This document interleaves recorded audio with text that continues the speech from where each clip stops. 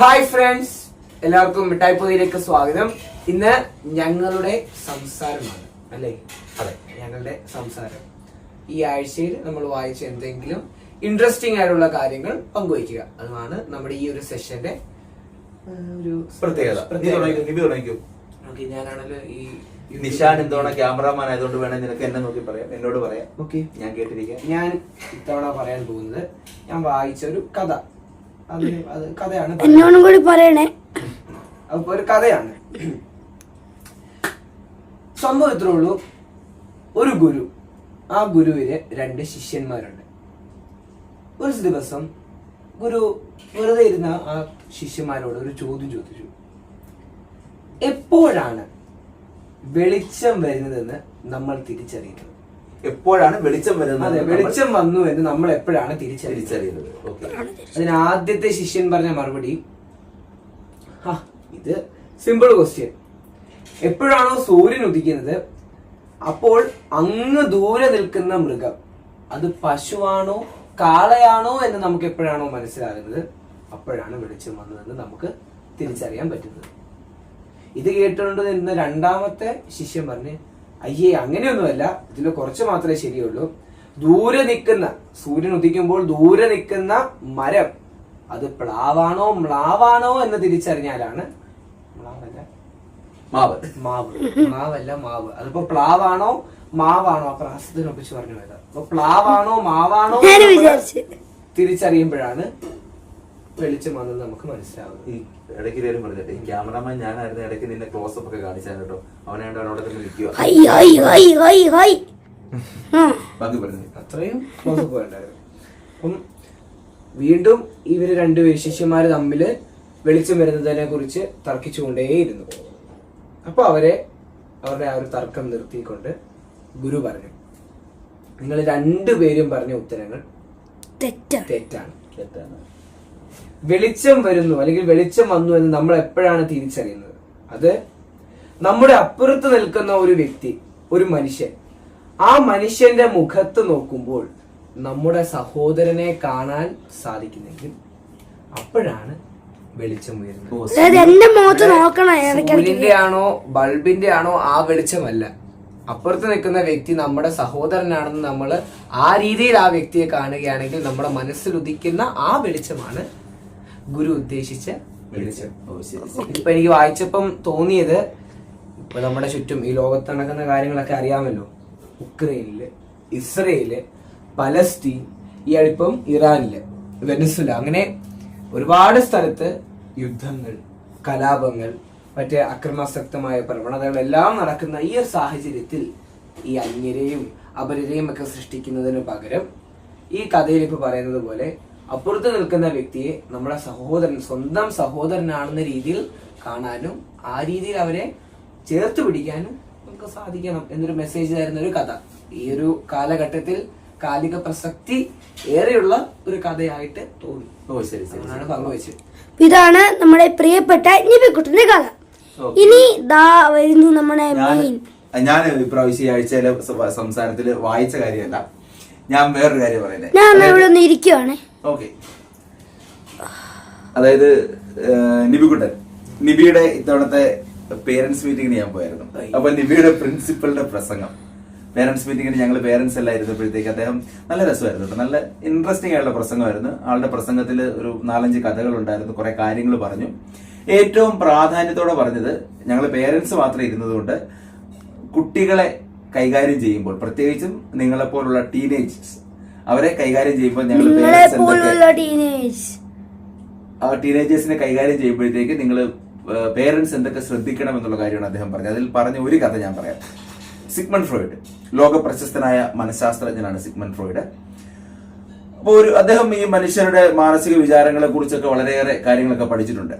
അദ്ദേഹം കൂടി പങ്കെടുക്കുന്ന ഒരു കാർണിവൽ, അവിടെ വെച്ച് ഒരു അച്ഛനും അമ്മയ്ക്കും തന്റെ മകനെ കാണാതെ പോയി. പയ്യനെ കാണുന്നില്ല. അവരെല്ലായിടത്തും തപ്പി, ഓടി നടന്ന എല്ലാ സ്ഥലത്തും തപ്പി, പരിശോധിക്കാവുന്ന സ്ഥലങ്ങളെല്ലാം തപ്പിയിട്ടൊന്നും ഇവർക്ക് മകനെ കിട്ടിയിട്ടില്ല. ആകെ വിഷമിച്ച് സങ്കടപ്പെട്ട് കരഞ്ഞു നടക്കുകയാണ്. എല്ലാവരോടും ഇവർ അന്വേഷിക്കുന്നുണ്ട്. അങ്ങനെ അന്വേഷിച്ച് അവസാനം ഇദ്ദേഹത്തിന്റെ, നമ്മുടെ സിഗ്മണ്ട് ഫ്രോയിഡിന്റെ മുന്നിലെത്തി. അപ്പൊ സിഗ്മണ്ട് ഫ്രോയിഡിനോടും അവർ ചോദിക്കുന്നുണ്ട്, എന്റെ മകനെ കണ്ടോ, ഇന്ന ഡ്രസ്സൊക്കെ ആയിട്ടിരുന്നത്, അപ്പൊ അദ്ദേഹം തിരിച്ചു ചോദിച്ചു, നിങ്ങൾ എല്ലായിടത്തും അന്വേഷിച്ചോ? അവിടെ ഇവിടെയൊക്കെ നോക്കി, ഇന്നും കണ്ടില്ലേ? ഒരു നിരാശരായിട്ട് സങ്കടപ്പെട്ട് പറഞ്ഞു, ഞങ്ങൾ എല്ലായിടത്തും നോക്കി, എന്നിട്ടൊന്നും അവർ ഇതുവരെ മോനെ കണ്ടില്ല. അപ്പൊ അയാൾ പറയും, ഒരു കാര്യം ചെയ്ത്, നിങ്ങൾ ഇവിടെ വന്ന സമയത്ത് മകനോട് എവിടെയെങ്കിലും ഒരു കാരണവശാലും പോകരുത്, അങ്ങോട്ടേക്ക് ചെല്ലരുതെന്ന് പറഞ്ഞിട്ടുണ്ടോ? വിലക്കിയിട്ടുണ്ടോ? അപ്പോൾ അതുണ്ട്. ആ താഴെ ഒരു ഫൗണ്ടന്റെ പ്രദേശം ഉണ്ടല്ലോ, അവിടെ തന്നെ ബോർഡ് വെച്ചിട്ടുണ്ട്, ആരും അങ്ങോട്ടേക്ക് വരല, അപകട സ്ഥലമാണെന്ന്. അതുകൊണ്ട് ഞങ്ങൾ അവിടെ അവനോട് പറഞ്ഞിട്ടുണ്ട്, ഒരു കാരണവശാലും അങ്ങോട്ടേക്ക് പോകരുതെന്ന് പ്രത്യേകം പറഞ്ഞിട്ടുണ്ട്. അതുകൊണ്ട് അവിടെ മാത്രം വിലക്കിയിട്ടുണ്ട്. സിഗ്മണ്ട് ഫ്രോയിഡ് പറഞ്ഞു, ശരി, നിങ്ങളൊന്ന് പോയി നോക്കൂ, മിക്കവാറും പയ്യൻ അവിടെ കാണും. അച്ഛനും അമ്മയും കൂടെ അങ്ങോട്ടേക്ക് ചെന്നു.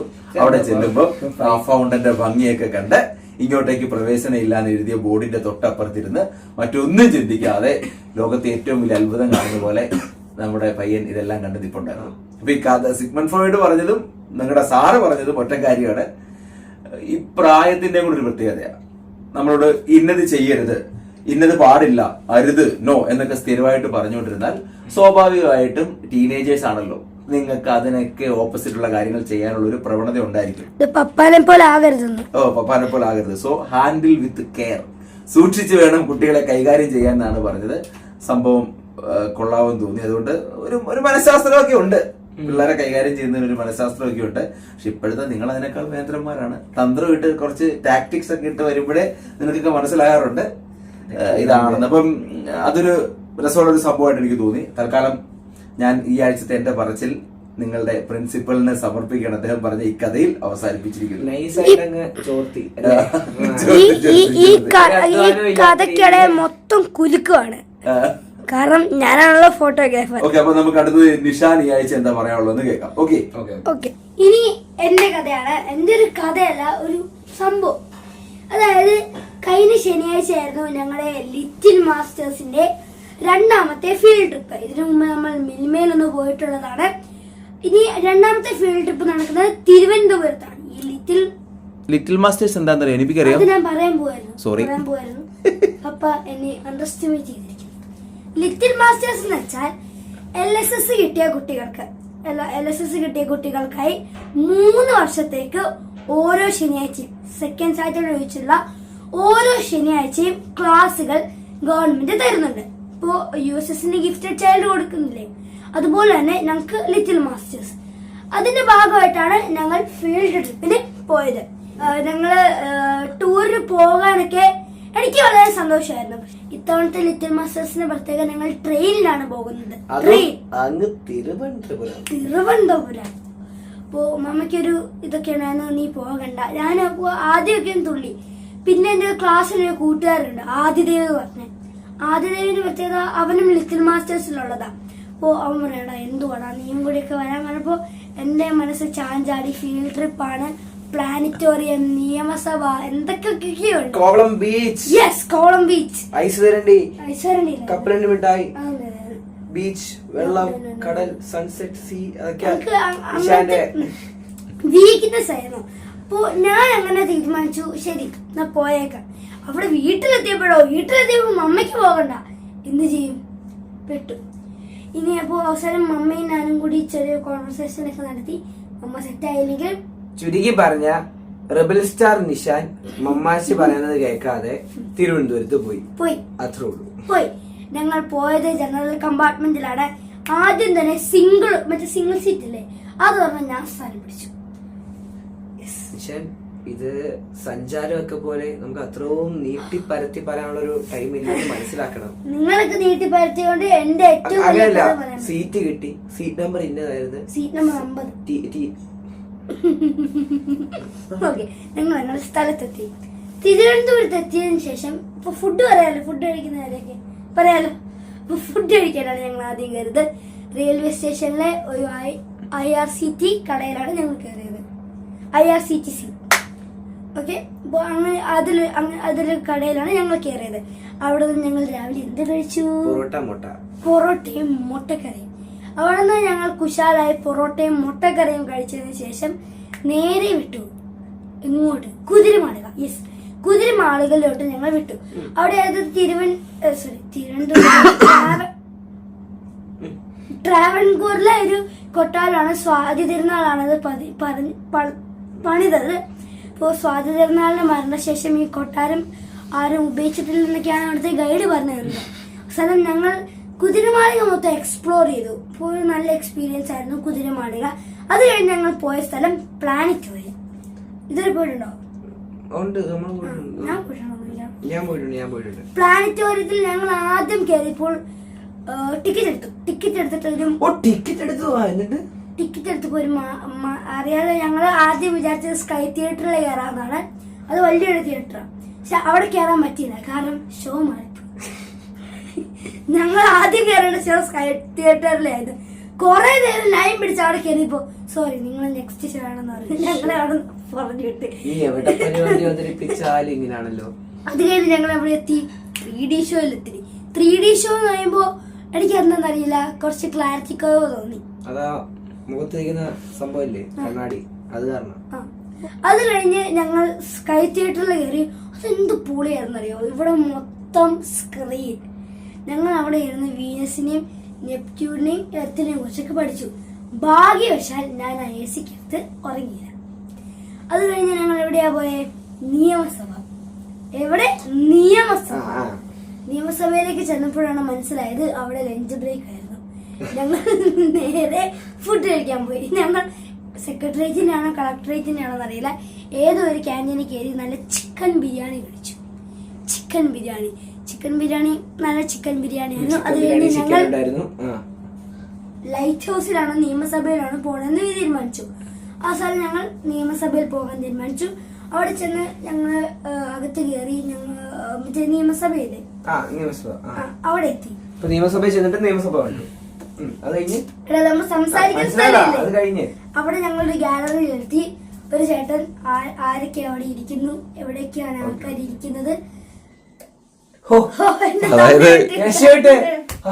അതായത് സംഭവിച്ചത് 3 മിനിറ്റിൽ തീർക്കാന്ന് പറഞ്ഞ സംഭവം 7 മിനിറ്റ് ആയപ്പോൾ കറണ്ട് പോയി.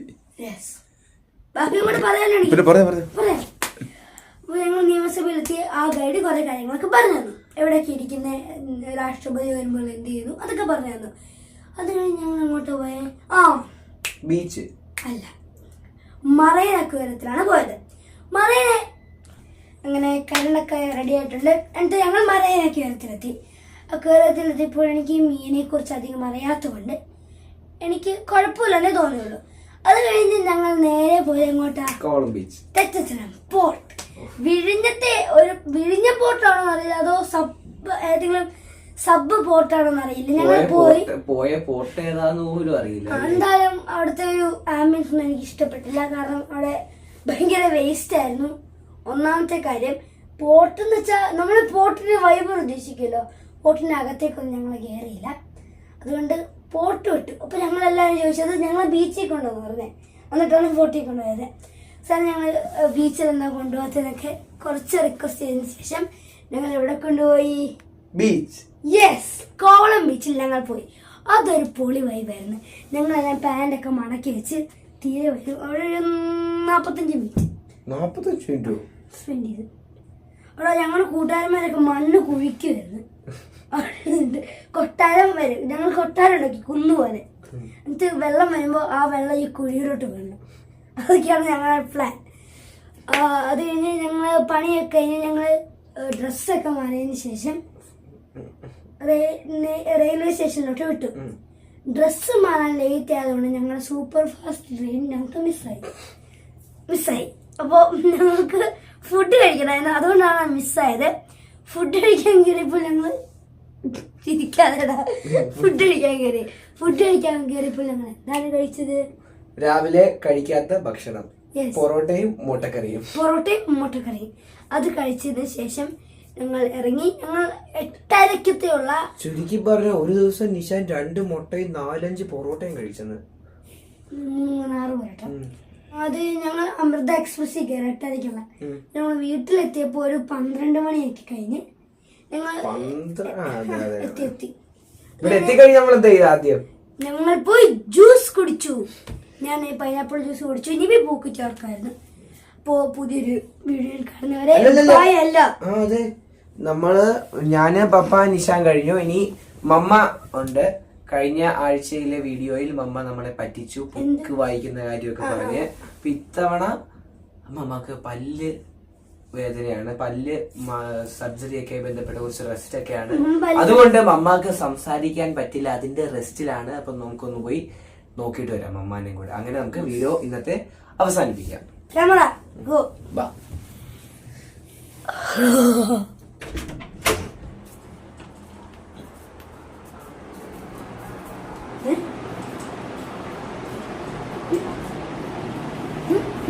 അതേ സെയിം പൊസിഷനിൽ റെസ്റ്റ് എടുക്കുന്നു. അമ്മ മിണ്ടാൻ പറ്റുമോ? പല്ല് ആക്ടിങ് ആക്ടിങ്. ആ ബുക്ക് വായിച്ചു കഴിഞ്ഞു എന്നിട്ട് അത് മാത്രം ചോദിക്കാം. സംസാരിച്ചു വേണ്ട, അത്രേ ഉള്ളൂ. അഭിനയിക്കാനുള്ള ഒരു കഴിവില്ല, അത്രേ ഉള്ളൂ. അതുകൊണ്ടാ. അപ്പം കണ്ടല്ലോ മമ്മ അവിടെ മമ്മാന്റെ പല്ല് വേദനയുമായി റെസ്റ്റ് എടുക്കട്ടെ. നമ്മൾ മൂന്നുപേരും, ഞാൻ, നിശാം പപ്പ, നമ്മുടെ ഇന്നത്തെ സംസാരം അവസാനിപ്പിച്ചിരിക്കുന്നു. അപ്പോൾ അടുത്ത സംസാരവുമായി, കഥകളുമായി, സംഭവങ്ങളുമായി അടുത്ത ഞായറാഴ്ച. ബൈ. സ്നേഹപൂർവ്വം കോട്ടയത്ത് നിന്നും ഇവർക്ക് എല്ലാവർക്കും ഒപ്പം